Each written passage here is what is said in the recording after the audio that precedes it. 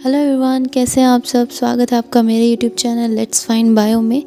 आज हम पढ़ने वाले हैं प्रोक्सीसोम के बारे में, जो कि साइटोप्लाज्म में प्रेजेंट होता है, सेल के साइटोप्लाज्म में प्रेजेंट होता है और एक सेल ऑर्गेनेल्स है। तो चलिए देखते हैं उसके स्ट्रक्चर के बारे में और क्या उसकी फंक्शनिंग होती है। Let's start it.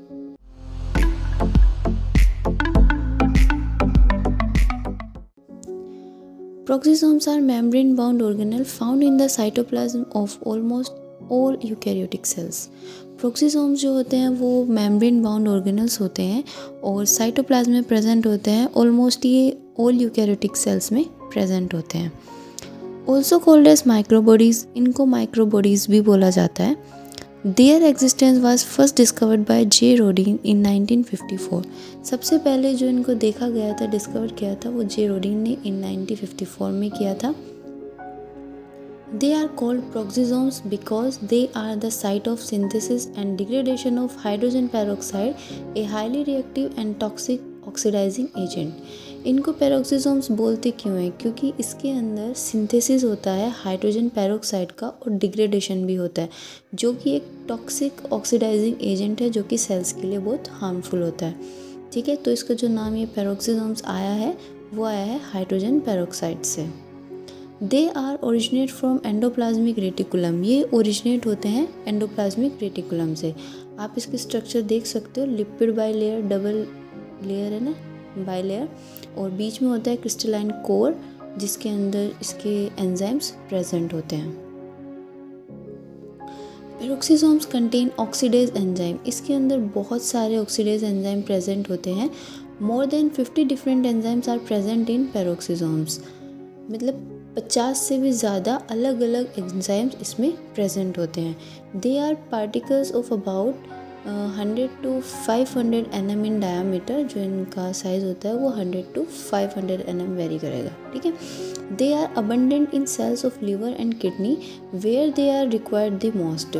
इनकी जो अबंडेंसी होती है वो लिवर एंड किडनी सेल्स में होती है, जो जहाँ पे सबसे ज़्यादा पाए जाते हैं, और जहाँ पे ज़्यादा ज़रूरत होती है वहाँ पे पाया जाता है। ठीक है, peroxisome have the thickest membrane of all organelles. इसकी जो मेम्ब्रेन होती है वो थिकेस्ट होती है।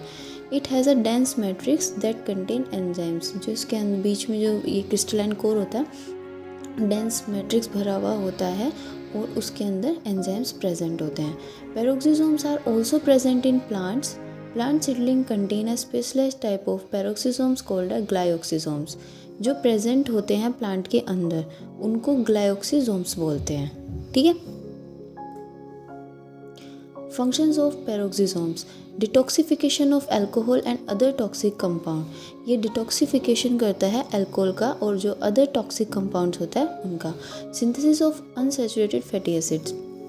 अनसैचुरेटेड फैटी एसिड्स का सिंथेसिस करता है। अनसैचुरेटेड वो जिसके कार्बन चेन जो होती है, साइड चेन, कार्बन चेन में डबल बॉन्ड होता है एक से ज़्यादा, उसको हम बोलते हैं unsaturated fatty acid. Participate in this synthesis of bile acids in liver cells. Liver cells में जो बाइल एसिड्स बनता है उसमें भी हेल्प करेगा और कोलेस्ट्रॉल के सिंथेसिस में हेल्प करेगा। Peroxisomes are important for normal brain and lungs functioning. Peroxisome का जो इम्पोर्टेंट रोल है वो नॉर्मल ब्रेन एंड लंग्स की फंक्शनिंग में होता है।